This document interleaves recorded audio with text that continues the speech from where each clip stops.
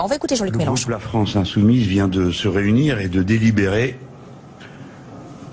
pour analyser les informations qu'il a reçues en cascade ces dernières heures et qui lui font sentir un franchissement de seuil dans la direction pharaonique de la monarchie présidentielle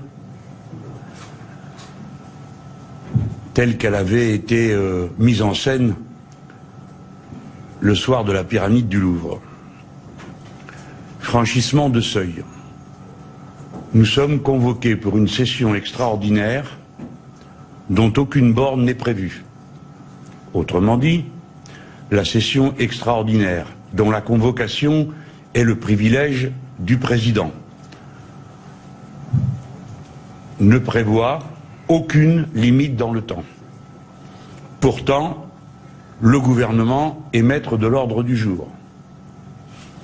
Il lui était donc parfaitement possible, en même temps qu'il prévoyait les sujets mis en débat, de prévoir à quel moment s'interromprait ce débat. S'il estime que trop de sujets l'empêchent de faire un calendrier prévisionnel stable, eh bien il n'a qu'à retirer des sujets. Mais il ne peut pas nous opposer que, ne sachant combien de temps ça durera, eh bien, il ne peut pas nous dire quand ce sera fini. C'est manquer beaucoup de respect à la représentation nationale. Nous ne sommes pas taillables et corvéables à merci en fonction des désirs du président de la République. Je voudrais lui rappeler qu'au-delà même du respect qui est dû à l'institution parlementaire, déjà bien blessée par les brutalités présidentielles, nous sommes des hommes et des femmes en chair et en os. Nous avons des responsabilités familiales comme tout un chacun, et des limites physiques comme tout un chacun. Les congés n'ont pas été inventés pour complaire à la paresse spontanée de ceux qui travaillent, mais pour leur permettre de reconstituer leurs forces et de travailler ensuite dans les meilleures conditions possibles. C'est spécialement vrai aussi pour le travail intellectuel auquel nous sommes appelés. Bref, c'est un franchissement de seuil que de nous convoquer sans limite, car nous avons parfaitement compris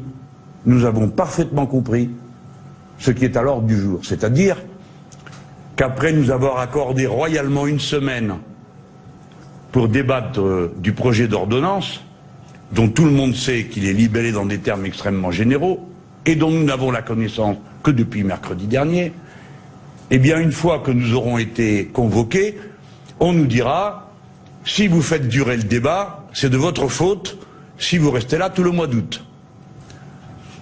C'est donc un moyen de pression dont s'est doté l'exécutif contre le législatif. Deuxième franchissement de seuil. Les travaux de l'Assemblée vont commencer par cette ordonnance. En tout cas, c'est le sujet le plus grave et le plus lourd, puisqu'il s'agit de subvertir, en le renversant complètement, l'ordre public social en changeant la hiérarchie des normes. Le texte est connu depuis mercredi. Nous avons jusqu'à lundi 17 h pour déposer nos amendements. Jeudi, vendredi, samedi, dimanche, lundi. 5 jours en comptant la coupure hebdomadaire. 5 jours pour commenter un texte que nous découvrons. 5 jours alors même que nous sommes appelés du matin au soir, depuis mercredi, à des réunions de constitution, de bureaux, de commissions, et en séance plénière, comme vous l'avez vu, hier soir, jusqu'à plus d'1 h du matin. 5 jours. Et pendant ces 5 jours, nous n'avons ni assistants, puisque nous n'avons pu les recruter, ni bureau pour travailler. Cette violence supplémentaire nous contraint à travailler dans des conditions qui sont évidemment les pires. Et cela est voulu délibérément. Une nouvelle fois, il s'agit d'un coup de force. Enfin, nous sommes appelés, conformément à la Constitution, à participer au congrès du Parlement à Versailles, c'est-à-dire à la réunion du Sénat et de l'Assemblée nationale, pour entendre le président de la République. C'est une réunion qui n'a aucun objectif particulier autre que d'entendre le président de la République. Telle qu'est rédigée la Constitution et telle qu'est la règle, le président, une fois que nous l'aurons entendu, lui n'entendra personne parce qu'il s'en va. Et nous aurons donc tout le loisir du reste de la journée pour faire des déclarations qui seront sans doute émouvantes et passionnantes, mais qui, ne s'adressant à personne et n'étant destinées à recevoir aucune réponse, peuvent être assimilées assez facilement à des bavardages. C'est un bavardage convoqué à grand arroi et à grands frais pour bien peu de résultats. Mais surtout, alors même, je le répète, qu'il n'y a aucune conséquence à cette rencontre. C'est-à-dire qu'on ne votera sur rien. On parlera. Chacun, à tour de rôle, les 13 groupes, quelques minutes. Mais nous ne sommes pas dupes du double message qui nous est adressé. Le premier, c'est que le président aura beau jeu de dire qu'il respecte la représentation nationale, puisqu'il l'honore de sa déclaration au château de Versailles. Mais ce n'est pas ce que nous voyons. Je viens de dire pourquoi, à propos des conditions dans lesquelles nous sommes invités à travailler sur les ordonnances. Ce n'est pas ce que nous voyons. Ce n'est pas non plus ce que nous voyons quand nous voyons comment se comportent ces amis de la République en marche ici dans cette Assemblée, qui après avoir pris tous les postes de direction de l'Assemblée, dans quelque chose qui normalement n'est pas si politique que cela, il s'agit de faire vivre l'Assemblée. On désigne donc des vice-présidents, des secrétaires, beaucoup de secrétaires. Il y a un travail de secrétariat considérable puisqu'il faut 12 personnes pour y pourvoir, qui ne font rien, pour être honnête. Eh bien, après avoir pris toutes les places disponibles, nous vivons depuis ce matin une élimination absolue de notre groupe, de toutes les participations à la direction des commissions. Pour que les choses soient bien claires, lorsqu'on est candidat à être vice-président d'une commission ou secrétaire d'une commission, on ne reçoit aucune indemnité supplémentaire, on ne bénéficie d'aucun avantage particulier. Simplement, on participe directement à l'animation de la commission dont on est membre. À chaque fois, il s'agit de nombre de personnes substantielles. 9, 12, ce sont des quantités qui permettent largement à chaque groupe d'être représenté et, le cas échéant, à la majorité, d'être majoritaire. Encore que, pour organiser le travail d'une commission, on ne voit pas pourquoi la majorité doit être systématiquement majoritaire partout, sinon parce que ceux qui la représentent recevraient des consignes pour chaque cas de chaque commission et se mettraient en œuvre, et en quelque sorte comme une sorte de fraction bolchevique, à appliquer des décisions prises à l'extérieur de l'Assemblée. Donc, dis-je, le respect dont se prévaudra le président de la République, parce qu'il nous fait une déclaration devant le Parlement à Versailles, n'est pas le message conforme à la pratique du groupe La République En Marche et à sa propre pratique, notamment sur le cas des ordonnances. Mais ce n'est pas tout. C'est la signature de cette dérive pharaonique de la monarchie présidentielle que j'ai soulignée il y a un instant. Pourquoi ? Quel besoin pour le président de la République d'intervenir 24 heures avant son Premier ministre?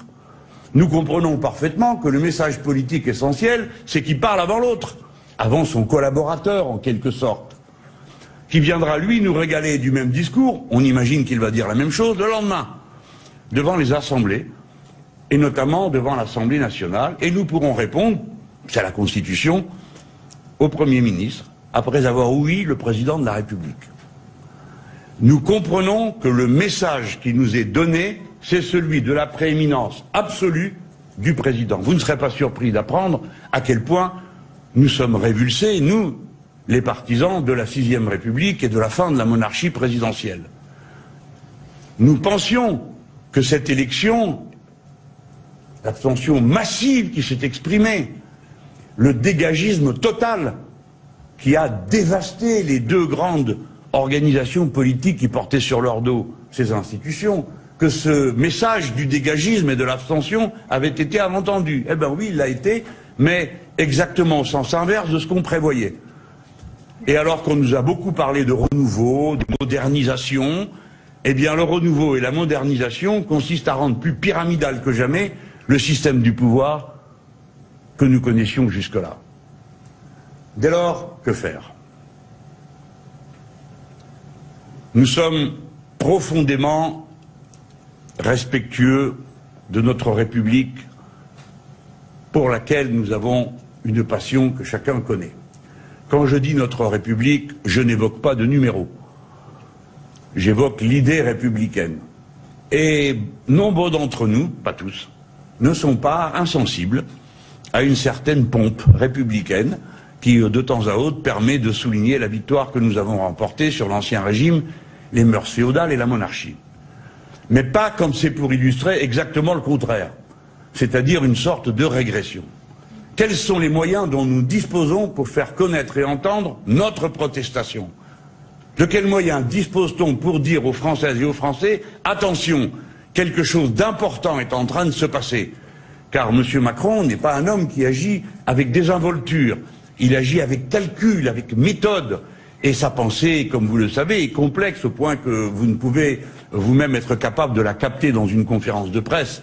Donc nous pouvons compter sur un homme qui a une pensée assez complexe pour comprendre que s'il intervient juste avant le Premier ministre, qui pourtant, au terme de l'article 20 de la Constitution de la Ve République, dirige et conduit la politique de la nation, c'est qu'il entend bien rappeler que le seul qui la conduit et qui la dirige, c'est lui. Que faire? Par quels moyens s'opposer? Par quels moyens faire connaître notre position? Regardez, nous venons de le faire depuis maintenant 48 heures. Vous m'avez entendu dans l'hémicycle dire que on pouvait régler tout ce fatras de points et de je ne sais quoi qui présidait à la distribution des pouvoirs et des fonctions dans l'Assemblée en faisant ce qui est normal dans une grande démocratie. Il y a 7 groupes, il y a 7 vice-présidents, ils président à tour de rôle.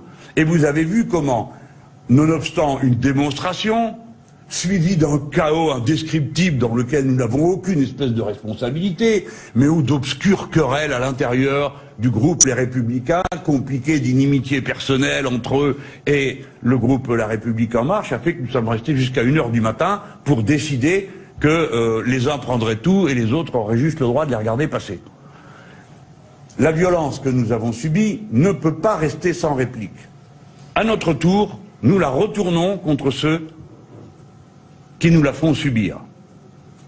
Puisque nous sommes convoqués pour entendre le monarque présidentiel s'exprimer, puisque nous sommes convoqués sans délai et mis à discrétion de sa bonne volonté à propos du débat parlementaire, eh bien nous nous rebellons et nous ne nous soumettons pas. Nous n'irons pas.